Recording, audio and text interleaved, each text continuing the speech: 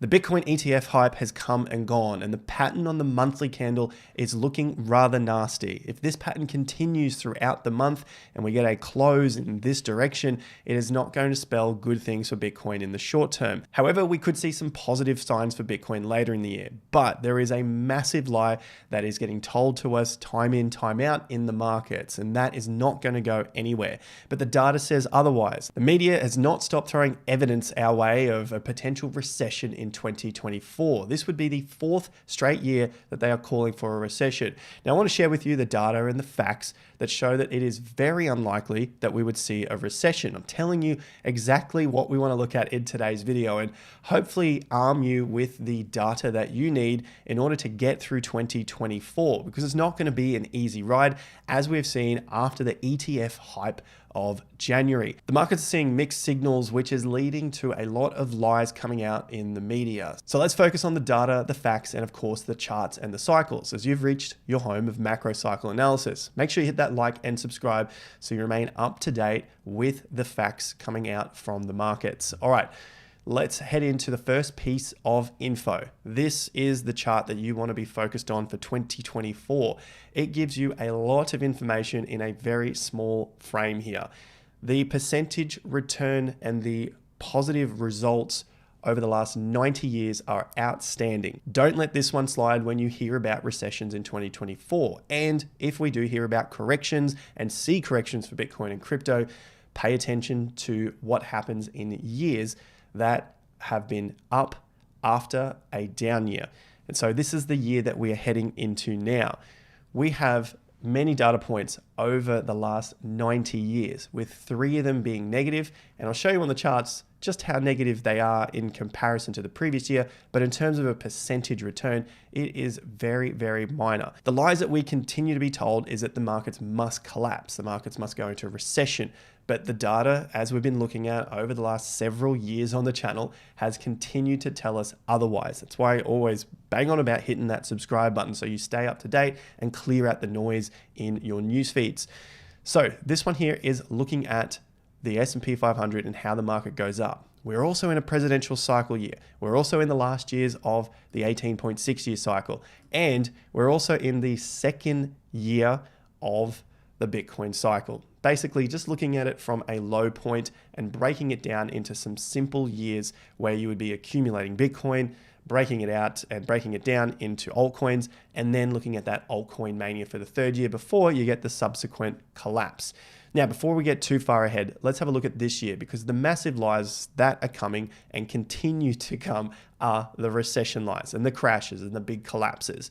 So this is looking at the year that follows a down, then an up.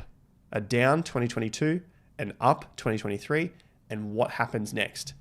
Typically, what has happened in a super clean nutshell, 86% of the time you get another up year. Now, you can also look at the presidential cycle years as well, and we're heading into number 4 here, 4th year of the cycle. And you can see that this happens plenty of times. In the 4th year, there has been no negative years. Some are finally starting to see, although it's no guarantee, if you are heading into a presidential year, well, the candidates are likely going to try and push the market as hard as they possibly can to ensure that it's a positive result so that they could get re-elected. That is working out very well in the timing of things when we look at the 18.6 year cycle. For the next candidate in 2028, things may be slightly different for them, but not different in terms of the macro cycle. So let's focus on where we are now for 2024 and the results that we have right here.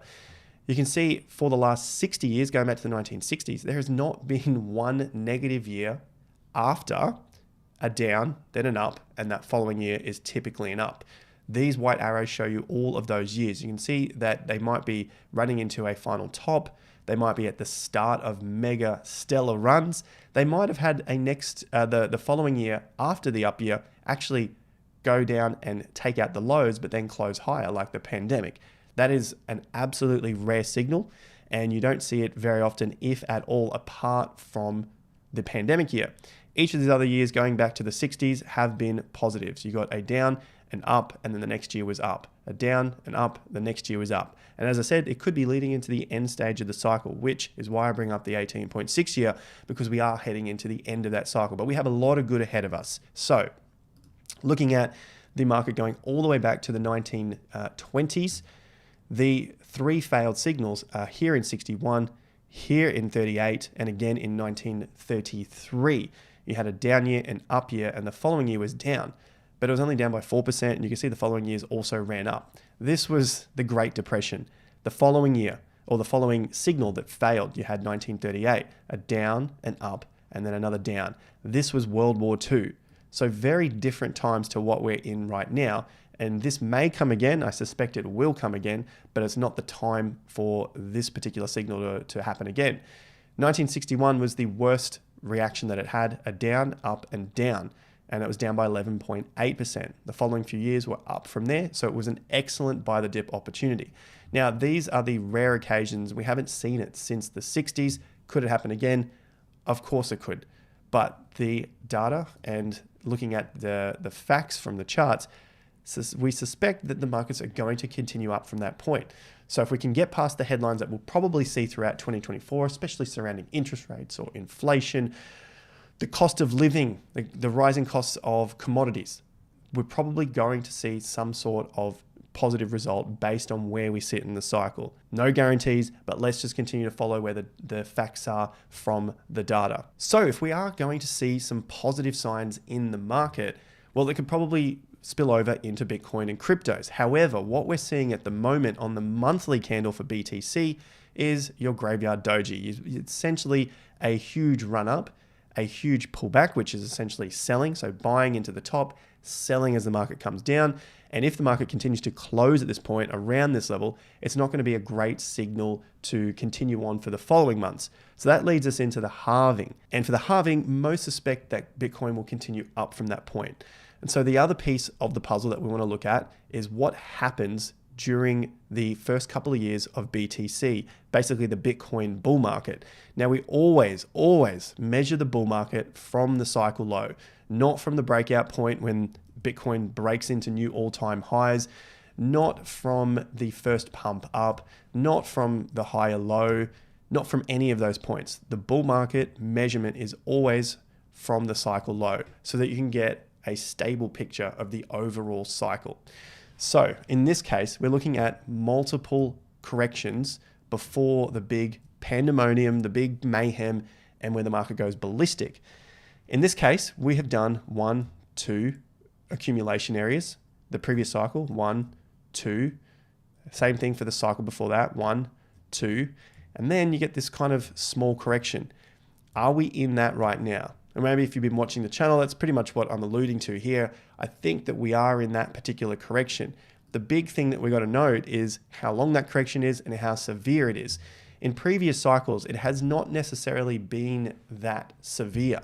The correction down hasn't necessarily been anything too substantial that would come back to test previous support levels. In previous cycles, Bitcoin has come up to test the 50%, get a correction, come back and retest the previous reaccumulation zone before heading up into the 50% again, breaking out, testing the all-time high, and away she goes. Now, from this point onwards, there are very few corrections that happen in the market, but what we want to be concerned with is what happens in this period. The corrections can last a couple of months, sometimes 6 months, as was the case in 2016. You can see where the market hit the 50%. It came back for a couple of months, reaccumulated throughout that period, 3, 4, into that 5th month before it finally broke the top in the 6th month. Now, in the last cycle in 2020, Bitcoin came up, tested the 50% level, had a very significant correction after a huge run up that happened very, very quickly, paused, reaccumulated, then it tried to break out again at the end of 2020, which would line up with the end of 2024, basically the second half of 2024, which also lines up with when the presidential election occurs in November. So it tested the 50% again, a very short pullback here just for a month, and then the market broke out from that point. Now, in terms of timeframes, looking from that low to the second test, about 20 months. 21 months was the correction, 22 months was the breakout. And for the 2015 to 17 bull market, there was 17 months to the 50% level, couple of months pullback, so that was 19 months from the low, and then by your 22nd month, Bitcoin was breaking out of the 50% zone. It took roughly 25 to 26 months to test that all-time high, but we're mostly concerned with this area here as it lines up with the first half of 2024 as we lead into the halving, and the halving for 2016 was July 2016. So in terms of our timing right now, we are 14 months into this run to the upside. So we're sitting a little more similar to 2016 where it took 17 months to run it up into that top. So if we're currently at 14 months, the halving happens roughly around that sort of 17-month point from that low in this cycle, then the 22 months to break out of the 50%, break out of these tops that have been set at 49,000, which also line up with the monthly lower swing top that happened in the bear market back in March 2022. 22 months takes us out to September of 2024. So getting close to that presidential election. As traders and investors, it is easy to get complacent in our own analysis. And although this cycle looks a little more similar to 2015, 2016, 2017, what happens on the left-hand side of the chart here, the black side, is still unknown. And it's up to us to be detectives and be able to pivot in our decisions and what we do in the market. And so although January could turn out to be a doji on the monthly and correct underneath the 50% level, that doesn't mean that we have to wait until the later half of 2024 to see any sort of breakout of $49,000. Although it could happen, we need to be flexible in our thoughts. We need to be able to pivot if things change. And what I mean by that is just looking at 2020. What if we get a mixture of what happens here and what happens here in terms of 2016 and into 2020, and we get something that is roughly similar? We get a rhyming of history, and maybe we don't have to wait the entire period out to 6 or 7 months like we did in 2016, but it's potentially something shorter, 2 or 3 months. We come back into the halving, and then Bitcoin starts to break back above and hold above the 50% level and start to close at those levels again. That is something that we don't know what happens in the black side of the chart, what happens later in the year. But we do see that in each occasion, Bitcoin does test the level, correct, and then come back above. And we have a strong year building. We have a strong case for another good year based on the 90 years of history, looking at how the S&P reacts to market conditions after a down year, then an up year. Typically, we see another up year. We're also in a presidential election year. We're also in the later stages of the 18.6-year cycle, which we know are very, very powerful. And all of this is looking pretty similar to what's happened in previous cycles.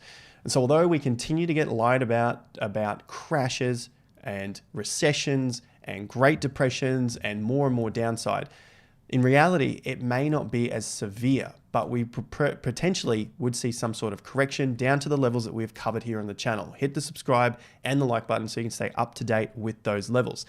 And the next thing looking forward to is what happens to Bitcoin at the end of the month, the end of January, as we start to close out to see how this signal happens. Will it form something more like what happened in 2019, where we get a pretty significant reversal from the 50%? Or will it be something a little more less severe, like what happened in 2016, because it's a little later in the cycle? Those questions are still to be answered. We have both of those questions there. They're the things we need to stay on top of going into the halving. Now, being prepared for that correction is really, really important. We have ideas of where it could land to the south side. We can see to the downside, somewhere in the mid to high 30s is a pretty reasonable target. Somewhere underneath that is probably unlikely. Not impossible, but probably unlikely that we get to those levels. So be on alert to anyone that is telling you this Bitcoin has to go back down to $30,000. It doesn't have to do anything. What we want to focus on is what it's showing us in the charts. And in terms of timing, time to the upside. We've seen it doing the longest stretch it has done in this entire bull market. Bitcoin is at 4 straight months up, and the longest so far was 3 months into the February top before it crashed down into the banking crisis low in March. From there, a month up, a couple of months down, month up, a couple of months down. And so that gives us another signal to the downside. Maybe if we do get this correction, we could see a couple of months to the downside, maybe February, maybe March. Then you've got your price target as well to have a look at. So in the past, for these areas of BTC, It's done a month down, another month down. Here it did 6 months. We ran up very strong for 6 months and then a pullback for 6. And so we're not anything like what we were back in 2019. Huge mania into this peak before we got the collapse. So we look back to the previous cycles, 2016, 17, even after 10 months, although this was a solid grind up, it only had a 2-month correction. Then it only had very short corrections here. This one was less than 1 month. This one, 1 month. The previous ones, 1 month, 1 month. And so if we look forward to where we are in this current cycle, just paying attention to the potential of a correction, but not the possibility of a major recession, because you can bet your bottom dollar if we do see corrections in the stock markets as we hit all-time highs, if we do see corrections in Bitcoin as we hit major price resistance, anything to the downside could be seen as a possibility of further downside, major downside, because of the significant price targets that each of these markets have already hit. So just like 2020 and 2016, it seems like we're into that second year of the Bitcoin cycle. Basically, when it's going to be better to be holding altcoins instead of Bitcoin, it's the time where we typically see some sort of significant corrections, the last significant corrections before we go into some sort of mania hyperdrive into that third year. And of course, the presidential election cycle is also upon us, which would potentially see big things happening for the S&P 500 as well. Stay tuned, like and subscribe to your home of macro cycle analysis, just looking at the facts, the data, the charts, and of course, the cycles. I'll see you guys back here at the next video. Take care. Until then, peace out.